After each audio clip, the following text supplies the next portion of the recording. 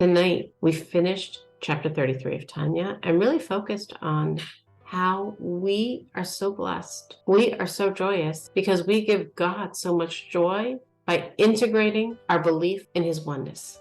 And that truly makes us God's home. God wants a home, and he has one in our mind and in our heart. I view it like, okay, today is the 7th of Cheshvan.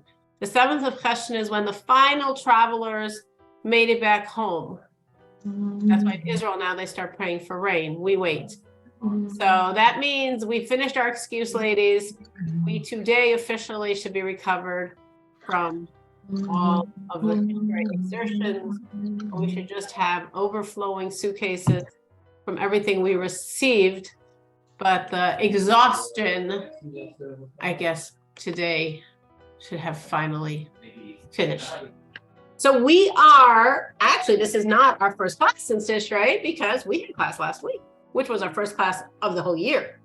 Because from before Rosh Hashanah, the entire Tishrei, Tuesday nights were out. But last week, we almost concluded the chapter. We are at the very end, which is actually another one, as I said earlier in the chapter.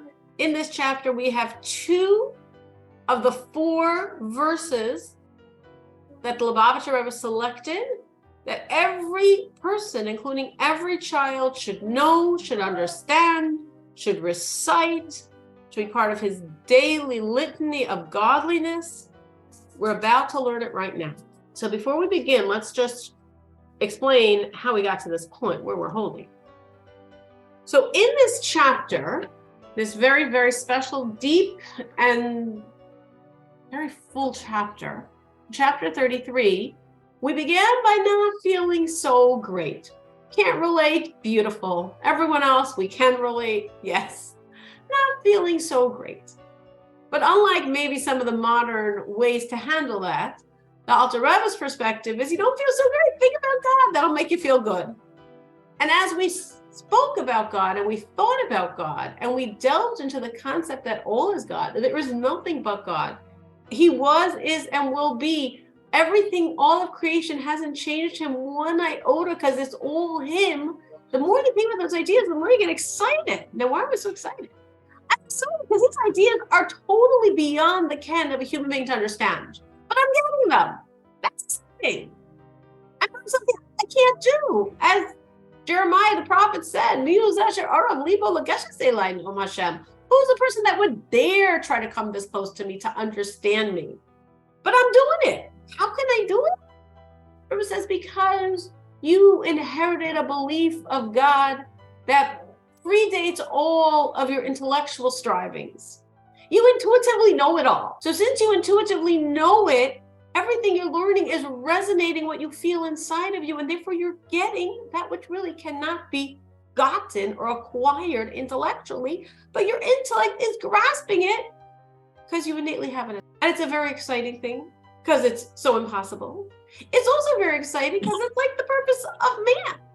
This is why I'm in this world. And not the purpose of man, it's really the purpose of all of the world. Creation is here so we can internalize our belief in God. And I'm doing it. I'm achieving the purpose of creation. It's exciting stuff. After spending a long time explaining these ideas, we went into a few different verses that amplified them, or quotations. So we brought the quote from our prayers, how fortunate we are, how good is our portion, how fine is our inheritance. And we focused on this idea of how fine is our inheritance to say all of this is only working because I inherited this. Who's I? Every single Jew. Every single Jew inherited a belief in God that enables us to absorb, to grasp, to integrate the absolute oneness of God, which otherwise would be completely impossible. Meaning we are not brilliant. Pretend we were. Pretend we were the most brilliant human on this world, but not a Jew. We'd never get it. We'd never get it. It's not graspable. But I am, because I inherited it to start with. I was born on the top of the mountain. The next quote that we understood through the light of this chapter is Habakkuk, the prophet, that it says, our sages say, he took all of Judaism and turned it into one concept. One concept, belief in God. Because without that belief in God, Judaism is overwhelming. It's overwhelming because a lot of inner stuff. It's overwhelming because a lot of outer stuff. Habakkuk said, don't think of the details. Think of one thing, belief in God. And let that belief of God flavor every single aspect of your Judaism. And with that belief in God, you will have so much joy, you will fly over anything inside and outside that's blocking you. And after that, we focus on that joy. And we say we really have a double joy. Because I have an enormous joy that I'm accomplishing this, that it's impossible, that it's the purpose of creation. This makes me feel really good. But I have an even greater joy when I focus on how much joy God has that I'm achieving this. And specifically that I'm achieving it in Chicago or any other place outside of Israel. Because in Israel, the world is a pure place. But outside of Israel, it's the opposite.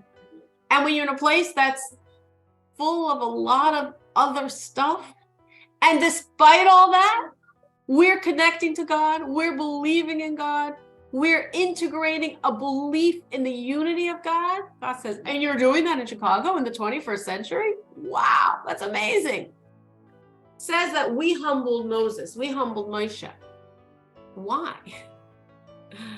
Not our spiritual refinement, perhaps, our deep understanding, our amazing character traits. We humbled Moses because Moses looked and saw what the world is like, and we still believe. And we're still hanging on.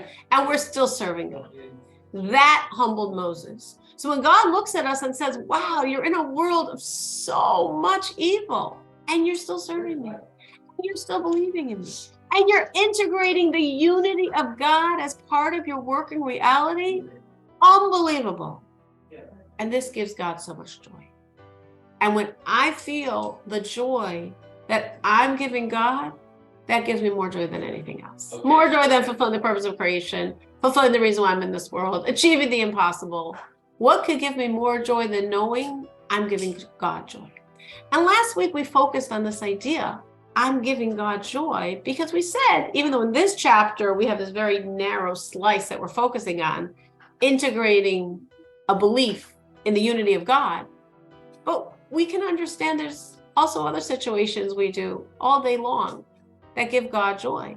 And when we feel the joy we're giving God, nothing makes us feel better. Nothing lifts us up more. I mean, now it's still fall, the weather's beautiful, but it's going to get dark and cold, and emotionally, a lot of us are going to feel like down. And there's things like you are giving God joy. What you're doing gives God joy. And when you think about that, you can feel good even in a dark winter day, short, dark, cold day in Chicago. So this is what we're up to, reading inside the conclusion of the chapter. We just overviewed it. So hopefully we're focused, we know what we're talking about, and we understand the significance of these words that for many of us are very familiar words. As I said, the Lubavitcher Rebbe selected 12 Torah passages and sayings of the sages, which he said that everyone should say daily. Everyone should know. Children should understand them and teach them to their friends. It's customary people to teach them to children to know by heart and for them to say them daily. So could you imagine, I think about this sometimes, you have the oceans of Torah in front of you. I mean, I don't, but the Lubavitcher Rebbe surely does. And from the oceans of Torah, he selected 4 quotations, 4 verses from all of the 5 books of Torah. 4 verses, 4 sayings from all of the Talmud, and 4 quotations from the entire Tanya. Imagine what that means, knowing that they might not know anything else, but hopefully they'll know. What are you going to select? So obviously everything selected has so much import, has so much power, more than we understand, even when we understand what we're saying. To focus on that as we're going to read now one of those 4 selections from the entire Tanya that made it. So we are on page 84, the very end of chapter 33, 2 lines from the bottom of the page. Zeshikaso. This is what's written. Yismach Yisrael ba'osav. This is a verse. This is a verse from Psalms, from Tehillim. It is from the second to last Psalm, 149. Yismach Yisrael ba'osav. Yisrael, Jew, rejoice ba'osav. Now what that means is in God. But ba'osav is a rather unusual word for reference for God. We would translate it like in his maker, even though it's not even precisely the translation. But we're going to discuss it. Perush. What did King David mean by saying Yismach Yisrael ba'osav? Shekol mi shahu mizera Yisrael. That every single Jew, whoever you are, as long as you're a Jew, doesn't make a difference how much you learned. Doesn't make a difference. You know, how many scalps are on your belt, what you've accomplished, what you've mastered, what the world thinks you've been doing with your life. Doesn't make a difference. Anyone who's a Jew, yesh lo lismayach, rejoice. B'simchas Hashem, in God's joy. Asher sas v'sameach, that God is rejoicing b'dirasa v'sachtayim, in his dwelling in this lower realm. Now, those were, for some of us, very famous words. Let's decode a little to understand what's going on here. Yismach Yisrael ba'osav. What King David is saying is, rejoice, Jew, in God. He doesn't say in God. God has 7 names and 70 references. This is nothing we would think of on the list. Ba'osav, be, in, or seemingly here, with. Oso, the one who made him. It doesn't say oso. The one who made him is God. It says osav, making this plural. Because it's really a reference to the multiplicity of our world. God, the singular, but who made a world that's full of pluralism. Be'osav. This world spiritually is a manifestation of the spiritual world that's called Asiya. We have 4 spiritual worlds in this like solar system. Atzilus, Bria, Yetzirah, and Asiya. They're all spiritual. Asiya is the only one that has a physical component. The Milky Way galaxies, we're the physical manifestation of the spirituality of Asiya. So this is the lowest of the low. And in this reality, spiritual, and how much more so in the physical realities, there's multiplicity. There's a lot of things. It appears a lot of things that are very separate from a God. Things that exist on their own. The rock says, I exist. I must have created myself. So ba'osav, we're in a world of Asiya, making the lowest world, and a world where we're putting in the plural. Because it's a world that implies pluralism as versus the truth. The truth is all of creation is one. And that's the truth we've been discussing in this chapter. However many things, it's all one. As I think I've mentioned before, when I was a child, there was the idea of learning the periodic table of elements. Yes, those of you that are my age and older, or a little younger, remember these massive charts with many, many, many, many elements, the building blocks of the world. But as science developed, first they started adding more and more and more and more and more and more. And then they said, wait a minute, no, there's not 97 or 100 plus or 115 or 120 or 130. No, actually, there are a few basic strings, like 7, from which all of these elements are actually built. Meaning it's not a world, even on the scientific level, we're saying it's not a world of multiplicity. It's simple. Because it's all reflecting the simplicity of actually get from 7, shrink it to 1. One. God. This whole world that seems, like we would call it Kabbalistically, Rishus Harabim. Rishus Harabim is a term we use in the laws of Sabbath, of Shabbos, meaning public domain, public property. Pluralism. But Isav, it's not. It's really Rishus HaYachid, another legal term in the laws of the Shabbat, the Sabbath. Rishus HaYachid a single ownership, single domain for the one absolute oneness. All there is oneness of God. So Yismach Yisrael, Jew, rejoice. Everyone could read that comment. That's exactly parallel to this idea that I mentioned of the strings theory. And as science develops more and more, that's what they're finding. Not more complexity. Underneath it all, simple. Yismach Yisrael, Jew, rejoice, be'oisav, in God in his manifestation in this world of Asiya. That's written in the plural because it seems like so many different things. Rejoice because God's rejoicing. Because you're taking his world that seems to be plural and you're showing it's all singular. You're showing it's all one. It's all the domain of God.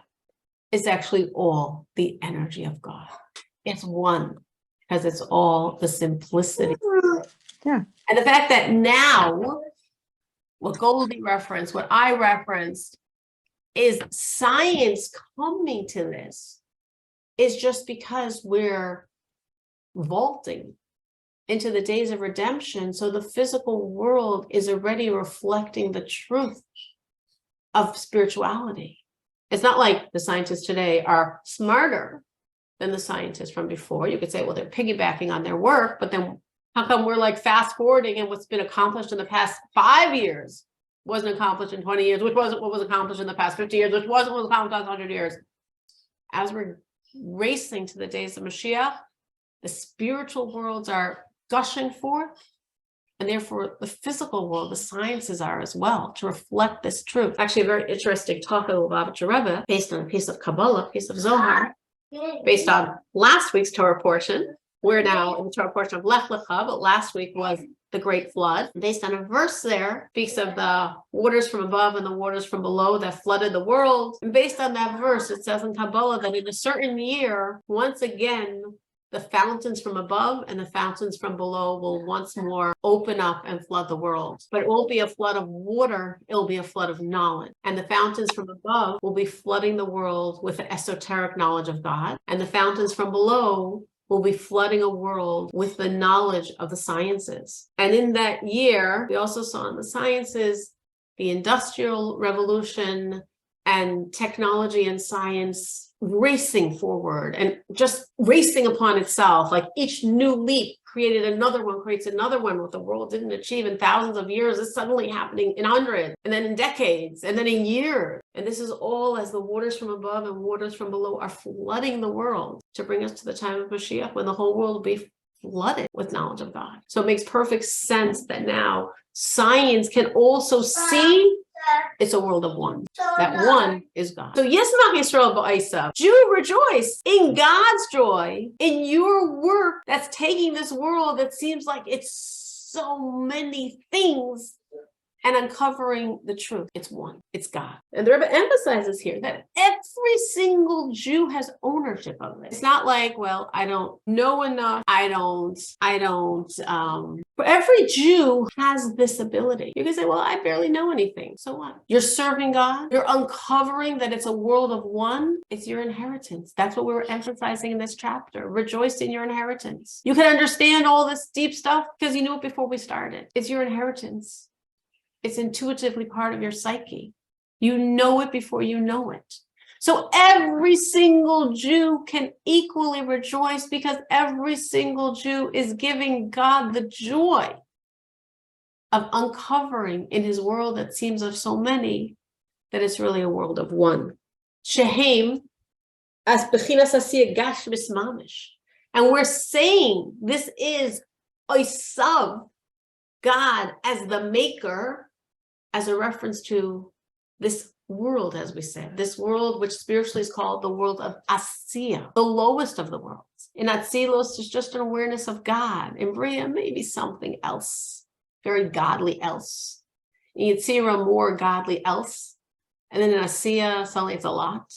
And in the physical manifestation of Asiya, there's a world that seemingly denies God, that barely gives room for his expression. And that's why we say we know this is the lowest world, because what could be lower? a world where God cannot be perceived? Well, what would be the point of that? So this is the lowest, because God can be so concealed. But I or you can uncover him and can show that from all the multiplicity, it's one, it's God. And every time we do that, it gives God such joy. And if I can remember the joy I'm giving God, I can be very, very, very happy as well.